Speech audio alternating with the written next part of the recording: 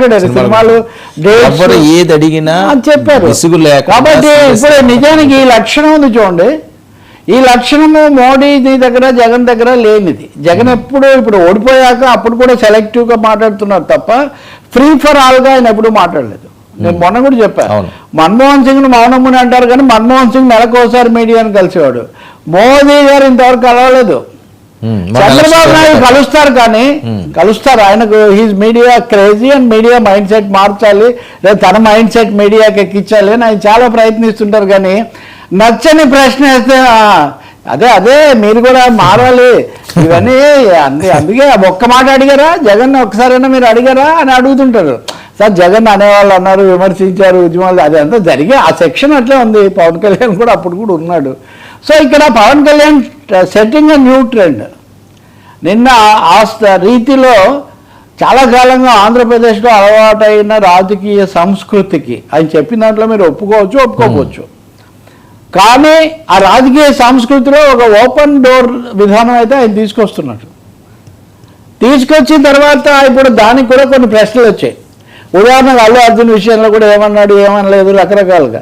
కాబట్టి ఈ సందేహాలకు అవకాశం లేకుండా అసలు వీడియోనే విడుదల చేశారు. అవును, మామూలుగా ఇప్పుడు రేవంత్ రెడ్డి గారు కూడా ముఖ్యమంత్రి అయ్యాక చిట్ చాట్ చేస్తూ ఉంటారు చాలాసార్లు సెక్రటరీ దగ్గర మీడియా రూమ్లో, కానీ దాన్ని విడుదల చేయరు.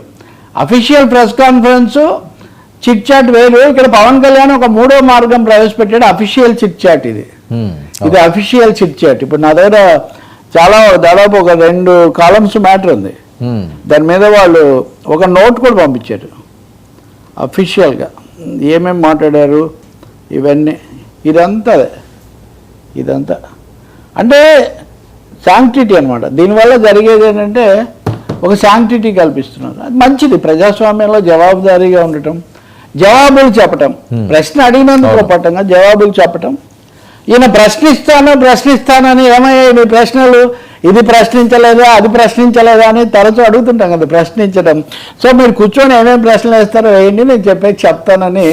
సో తన ప్రశ్నల సంస్కృతి అనేది, తన ప్రశ్నల మోడల్ ఏది ఉందో దానికి ఆయన నిన్న పూర్తి రూపం ఇచ్చాడని చెప్పాలి.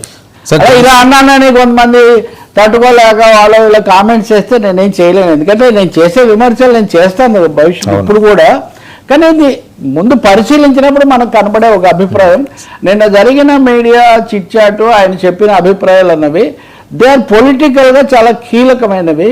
జనసేనని నూతన సంవత్సరంలో అనుసరించే నూతన రాజకీయానికి, స్వంత రాజకీయానికి, స్వంత పునాది విస్తరణకు అవి సంకేతంగా ఉన్నాయి. అవి నాంది పలుకుతున్నాయి నిజంగా చెప్పాలంటే.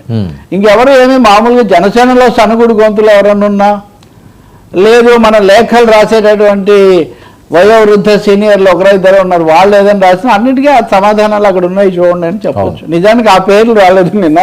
అది ఒక ఎదుగుదల. ఆయన మారిపోయాడు ఇప్పుడు పవన్ కళ్యాణ్ అంటే ముద్రగడ పద్మనాభం గురించో లేకపోతే హరిరామ జోగయ్య గురించి మాత్రమే అడిగే దశ ఆయన దాటాడు. ఆయన పూర్తి స్థాయిలో రాజకీయ రంగంలో అధికార వ్యవస్థలో భాగమైపోయాడు. కాబట్టి సార్ ఎవరైనా ఊహించారండి ఇంతలాగా రాటు తేలుతాడు ఈయన, దేన్నన్నా ఎవరన్నా మాట్లాడినప్పుడు ఓకే నేను సమాధానం చెప్తాను, దేనికైనా నేను సిద్ధం అనే పవన్ కళ్యాణ్ ఎలా ఉంటారు అని ఊహించడం జరిగిందా? అంటే మీ ప్రశ్నకు జవాబు చెప్పాలంటే నేను సరైన వ్యక్తిని కాదు. ఎందుకంటే నేను సన్నిహితంగా కూడా చూశాను, చర్చించాను, మీతో మాట్లాడినట్టు 2-3 గంటలు. ఆయన నాకు సంబంధించి కనీసం 2 సార్లు ఎక్స్క్లూజివ్గా నా కార్యక్రమాలకు వచ్చారు. కాబట్టి ఆయన పవన్ కళ్యాణ్ లోతైన మనిషి, లోతైన ఆలోచనలు, వ్యూహాలు ఆయనకున్న. ఇంగ్లీష్లో అంబిషియస్ అంటుంటారు, అంటే చాలా అంబిషియస్ అనే మాట నెగిటివ్గా వాడతారు కానీ బట్ ఎక్స్టెన్సివ్ థాట్స్ ఉన్న మనిషి అందులో. ఆయన నిన్న ఒక మాట చెప్పాడు, మీరు గుర్తిస్తే కనుక ఎక్కువ మంది, నా రాజకీయ జీవితం 2008లో మొదలైంది అన్నాడు. అంటే 16 ఏళ్ళు 15 ఏళ్ళు 1.5 దశాబ్దం నేను రాజకీయాల్లో ఉన్నానని. నిన్న కాక మొన్న అయితే కొత్త ఇటువంటివి ఏం లేదు, నేను 15 ఏళ్ళ నుంచి ఉన్నాను, ఎవరు ఏమిటో ఎందుకో నాకు పూర్తిగా తెలిసి నేను ఇది చేస్తూ ఉన్నానని ఆయన చెప్తున్నారు. He spoke more about his party, himself, his family, not less about Telugu Desam, less about BJP గురించి దాదాపు అసలు ఇంకా ఒక సనాతన ధర్మం అన్న అది వేరే, అది తప్ప ఇంకా ఆయన ఏం మాట్లాడలేదు.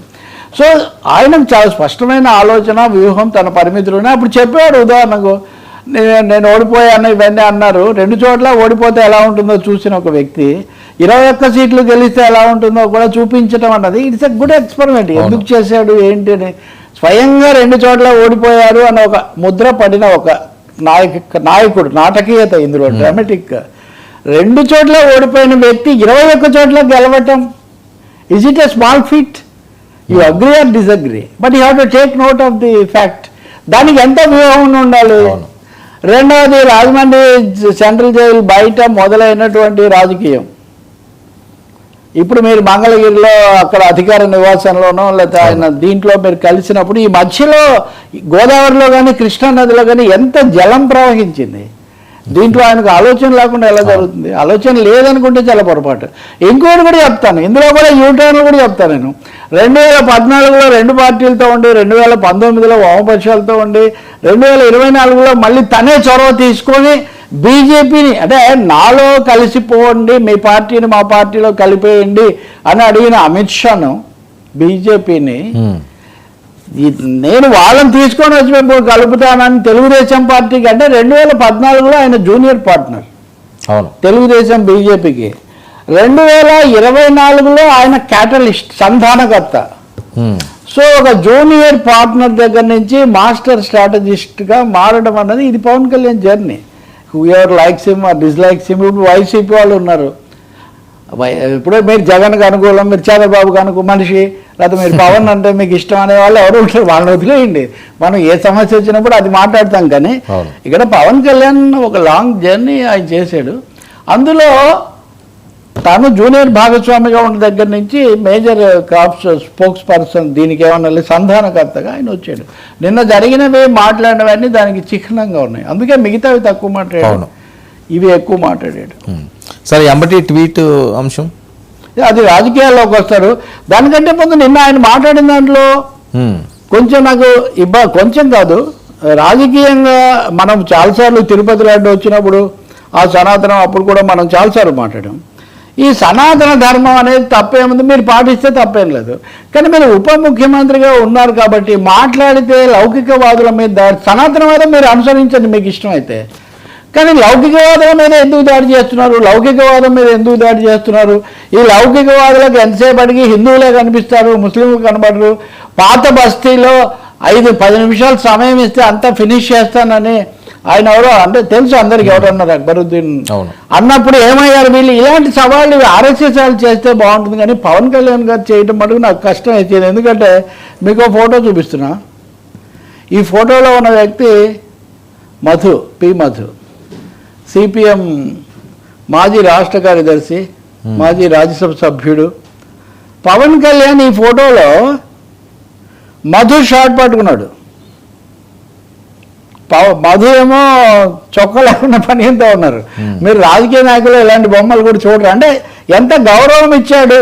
విజయవాడ ఎండల్లో ఆ ర్యాలీ జరుగుతుంటే ఎందుకు మధుకు అంత ఇచ్చారన్నప్పుడు ఆయన వ్యక్తిగతంగా కూడా చెప్పాడు. ఆయన గట్టిగా పోరాడతాడు. పాత బస్తీలో వాళ్ళని సవాల్ చేసి కాస్త